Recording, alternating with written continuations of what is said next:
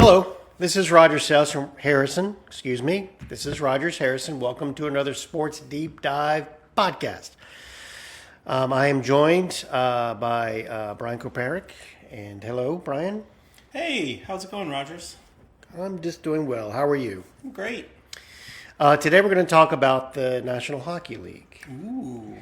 And I should make it known that in the current National Hockey League landscape, Brian is a fan of the Nashville Predators, and I'm a fan of the Seattle Kraken.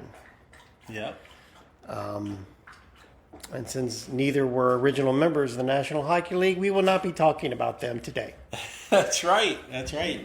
I mean, not even close, right? I mean, the Kraken have only been around for, 5 years? 3 to 5 years? And Closer to 3 than 5, but right, yeah. And the Predators were, what is it? I think we're at, 40 this year. So. Ooh. So So are they wearing a special patch? they are. I think It says 40 on it. I believe so. I could have that wrong.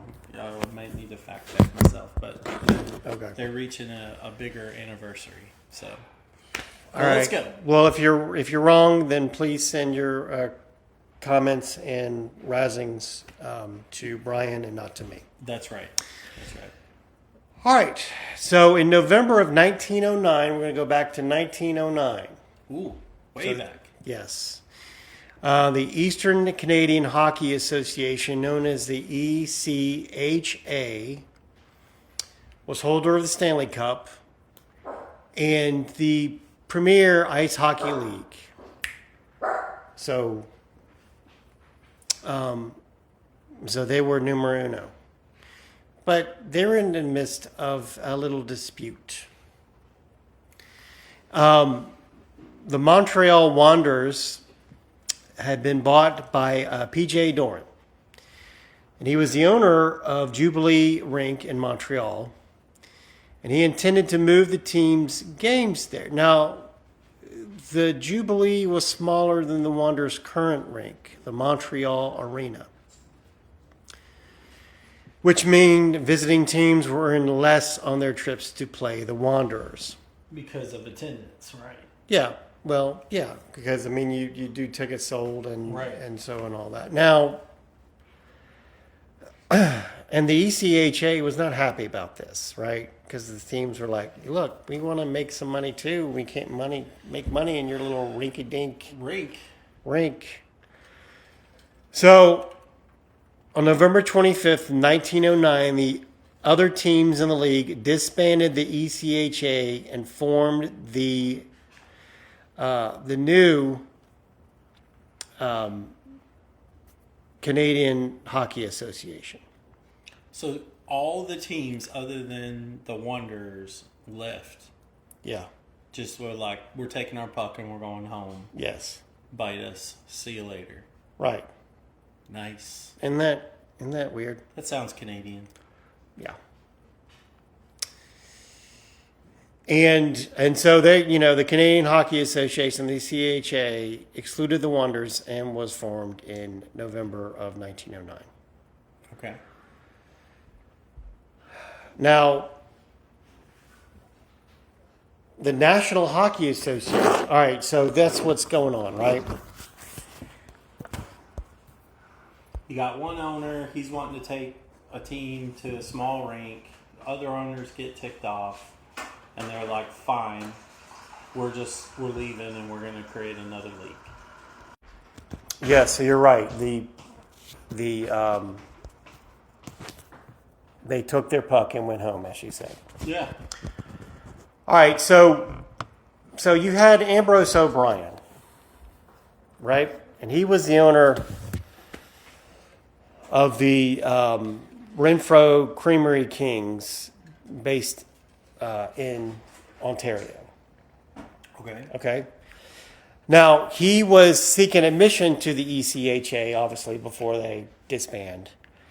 And so he wanted to be able to compete for the Stanley Cup. Now, let me explain that for a minute. So, today in like the World Series trophy in Major League Baseball is between the teams in Major League Baseball, the American and the National League.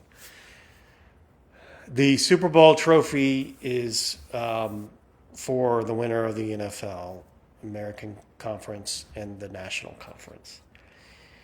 And right now, the Stanley Cup is for the winner of the National Hockey League. But back then, you had multiple leagues competing for the Stanley Cup.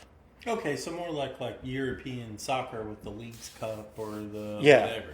Or So if you want to put it in American terms, that would be like if the NFL, the Canadian Football League, and the United Football League all competed for that Super Bowl trophy. But you had to be in a league that was a part of that competition. Right. And he's wanting to get in. He's wanting to get into the ECHA because they were Premier Hot League and they were one of the leagues competing for that Stanley Cup. Gotcha. Does that make sense? Yeah. All right.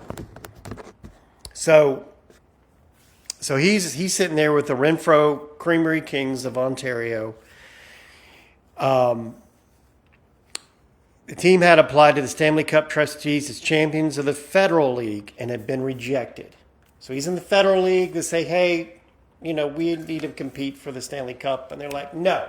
You're in the Federal League. You're in the Federal League. No. Federal You're League's you're not doing it. Right. And so that's why he applied for admission in the ECHA. So, all right, at the November 25th CHA founding meeting held at the Windsor Hotel in Montreal. Now, remember, everybody but the Montreal Wanderers formed the CHA. O'Brien met Jimmy Gardner of the Wanderers, whose team had been also rejected by the CHA. Okay, so you with me? So the Wanderers got rejected. Yes. All right. So reject- so let's go back to O'Brien. O'Brien, the owner of the River Kings. The Creamery Kings. Rejected by this ECHA, right? And then shortly after, the ECHA is disbanded. They formed the CHA. The Creamery Kings apply for CHA membership, get rejected. The Montreal Wanderers, who was kicked out, also applies, and of course he gets rejected because the other owners are like, no, thank you. That's why we left. Yeah, that's why we left. So you can take your little Rinky-dink rink. ECHA and yeah. All right. So anyway, O'Brien met Jimmy Gardner of the Wanderers. Together, they decided to form their own league, the National Hockey Association. So the NHA. Okay. Now, O'Brien controlled two other teams.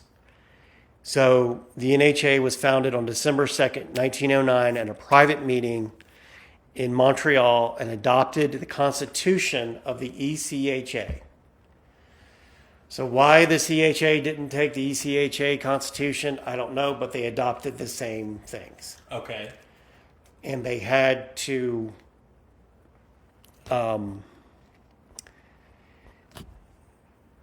they had to build up to get to be the prominent so that they would also be a part of the Stanley Cup, right? So they conceived this notion of consisting of only having like French Canadian players, right? And being the French Canadian League, okay. Right? And because they had Montreal and Ontario, which are largely French Canadian, right? And so that was the trick there. So So they're going along, and they are, and everything is great, right? They begin play. NHA begins play in 1910, and guess what happens? I'll tell you what happens. The league was strong until a series of disputes with the Toronto Blue Shirts owner. Don't you love these original names? Yeah, the King Creamery, Blue Shirts.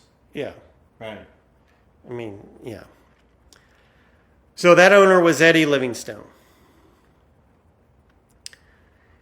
And I won't go into all the details because, I mean, it's not like he did one thing that, pissed everybody off. He was controlling players and signing, stealing players from other teams' rosters. I mean, he just, He was a shyster. Yeah, so he did other things, but let's just say that he was in disputes with all right. So 4 of the team owners met to discuss the league's future. Wow.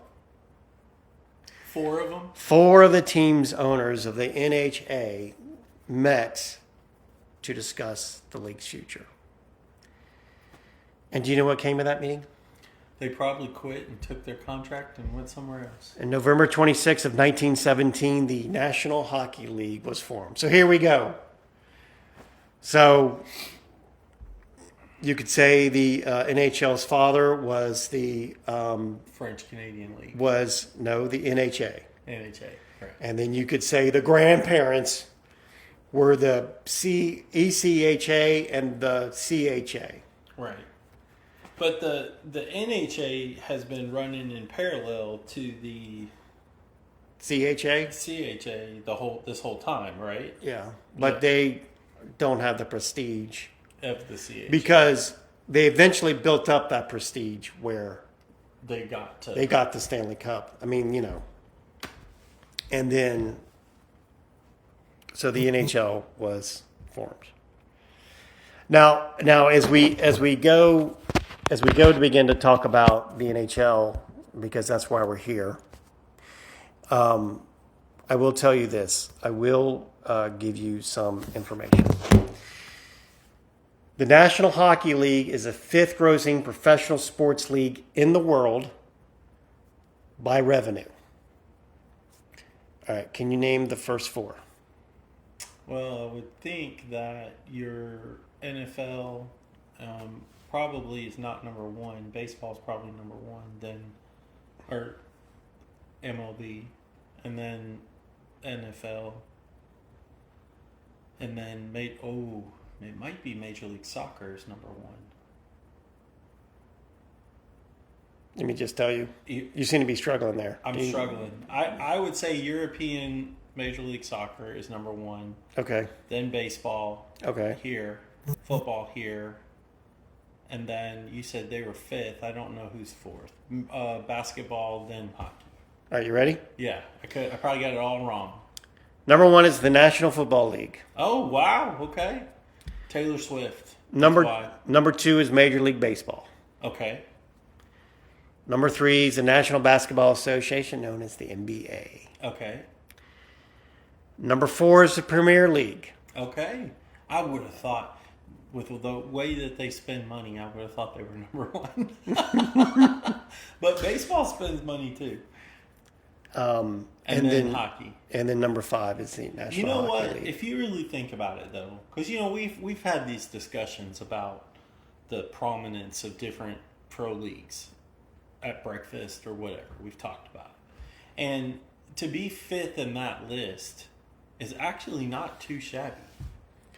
Well, and what surprised me is that, following your train of thought, you thought, all right, well, the National Football League is only played in the U.S. They have some games in Europe every year, but they don't have a franchise in Europe, right? It's just played in the U.S. The CFL, Canada has their own football league, and so on and so forth.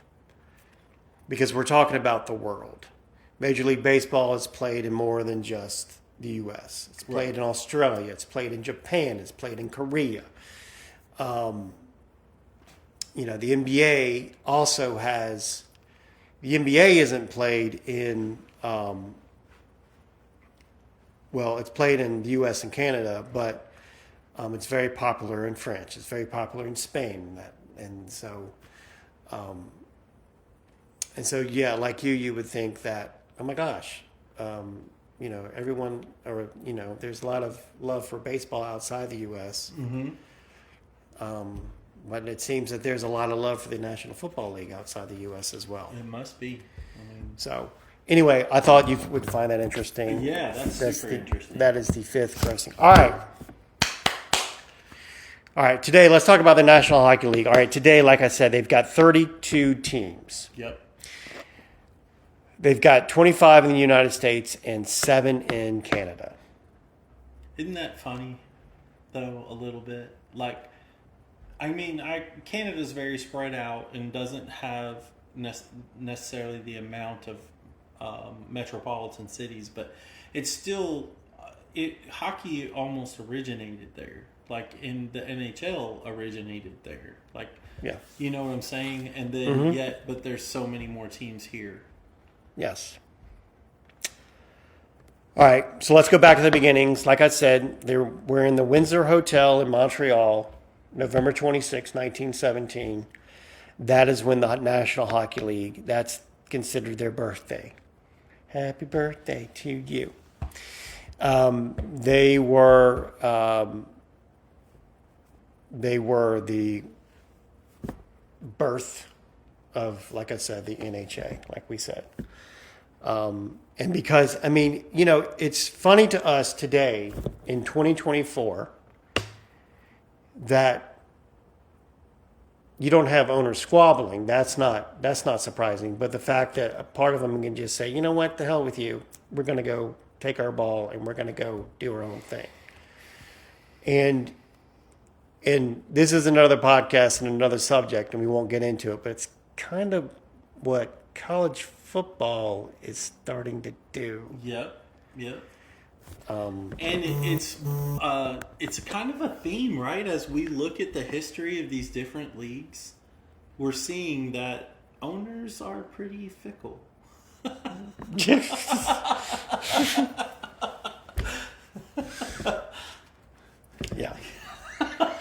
And if you haven't listen to our St. Louis Stallions podcast, because we talk about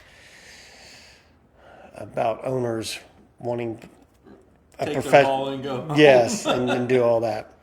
All right, so the NHL had 4 teams, and they were all in Canada. So they started out with 4 teams, which to me is, I don't know how many that first year, the 1917 year, I don't know how many games they played. I guess I could have looked that up. But when you've only got 4 teams, you're playing the other 3 teams a lot, I would think. Right.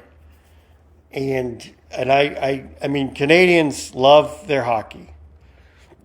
All right, they eat, sleep, drink, breathe hockey.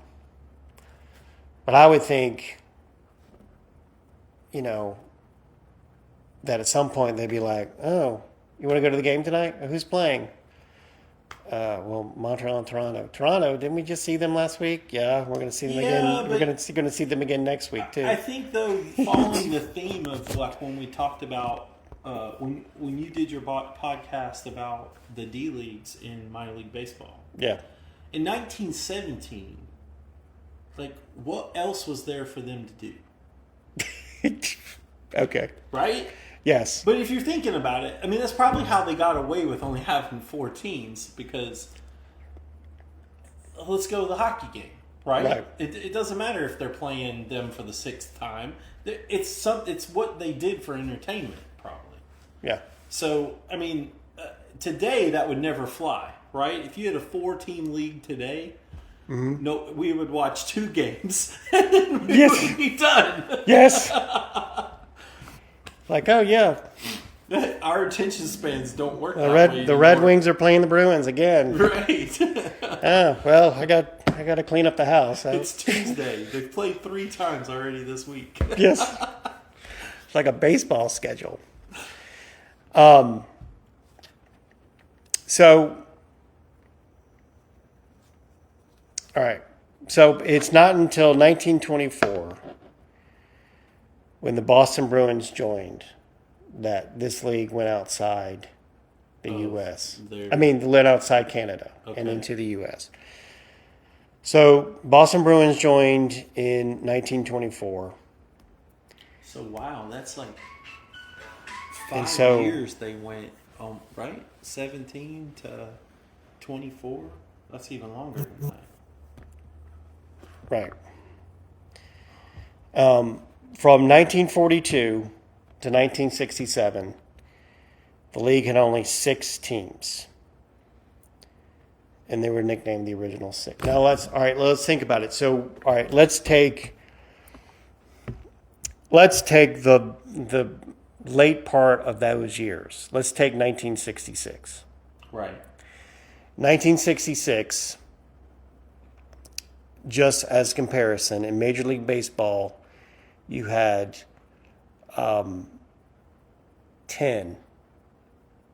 National League teams. Not counting the American League, just 10. Right. And then in also 1966, you had professional baseball or Major League Baseball for the first time in the South when the Atlanta Braves moved from Milwaukee. The NFL also in 1966 was strong and was a national conference. A national league, going from more than just the East Coast or more than just the Midwest, and also had more than just 6 teams. The NBA had more than. My point is the fact that out of the 4 big professional leagues today, the fact that the NHL only had 6 teams as late as late 60s. In the late 60s, to us today would be like, wow. Right. And like I said, today they've got 32 teams. Which you got to think, that's crazy, right? They went from 6 to 32 in the late 60s. That was a long time ago, but not that long ago. My parents were born then, it's... So basically in about 57 years. years, they went from 6 to 32, right? All right. Original Six. You ready? Yes. Boston Bruins, Chicago Blackhawks, Detroit Red Wings, Montreal Canadiens, New York Rangers, Toronto Maple Leafs.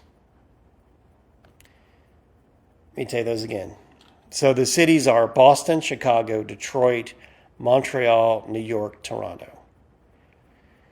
All right. So out of those original 4, there are only 2 Canadian teams left. Yeah. And that's Toronto and Montreal. In fact, the Montreal team weren't called, they were named the Canadians after, the rule about we only want French Canadians in our league. Now, one of the... All right, we don't have the Ottawa Senators on this list. Okay, I wanted to talk about the Ottawa Senators. While the Ottawa Senators are not considered a NHL Original Six, I wanted to briefly discuss their history. All right, so the Ottawa Senators, were founded in 1883. So they were one of the original NHL franchises, and they played in the NHL from 1917 until 1934. They disbanded, but on December 6, 1990, the NHL awarded a new franchise in Ottawa, which took on the name the Ottawa Senators, honoring the team that played in the NHL, many, many years prior.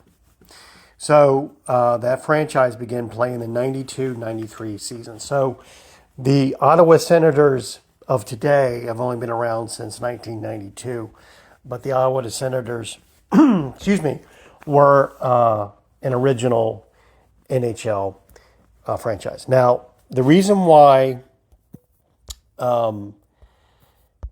these teams are called the NHL Original Six is because that they were around. Six played together from like 1934 and until 1967, and then that's when the league expanded for the first time in a long time. So these weren't the first NHL teams or the original NHL teams, but they were the teams that survived following the Great Depression, following World War II, and then they, like I said, were around from basically, like I said, from 42 to 67. So they were around for 25 years before the next big expansion. So that's why they're called the Original Six. Montreal Canadiens, an original NHL franchise, joined the NHL in 1917, its first year. Toronto Maple Leafs also joined the NHL in 1917, its first year. The Boston Bruins joined the NHL in 1924. The Chicago Blackhawks joined in 1926. The Detroit Red Wings joined in the 1926 season as well. They were known back then as the Detroit Cougars. They took up the moniker of the Red Wings in 1932. They have claimed 11 Stanley Cup championships. Chicago Blackhawks, I might want to go back to them, made the playoffs in their inaugural season in 26, and they have won 6 Stanley Cup championships in the total. New York Rangers, also 1926 is their first year. They have won, let's see, they have won 3 national Stanley Cup championships. The Bruins, they're claimed it or not. Well, the Bruins have won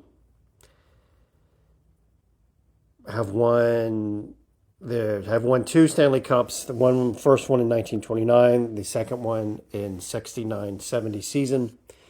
Willie O'Ree, which was the first black player to play on an NHL team, played his first game in 1958 for the Bruins. The Toronto Maple Leafs have won 13 Stanley Cups in their history, and the Montreal Canadiens have 24 Stanley Cup titles, the most of any franchise. So there you go. There's the little history of the National Hockey League as well as the NHL Original Six. The Original Six, again, if anyone asks you, great trivia question. Montreal Canadiens, Toronto Maple Leafs, Boston Bruins, Chicago Blackhawks, Detroit Red Wings, and the New York Rangers. Again, they were the 6 that were around for 25 years before expansion. They're not the founding members of the National Hockey League, but they were around. They survived World War II and the Great Depression. All right, so that's it for this episode of the Sports Deep Dive. I want to thank my co-host Brian Koparik for joining me today. You can find Brian on his Random Things with BK YouTube channel. Hashtag Random Things with BK for him. You can find me as 318 North on Blue Sky, on X, and then you can also find me as my name on YouTube. I appreciate you listening. Please like and subscribe wherever you get your podcasts, and you will find us. All right. Have a good evening.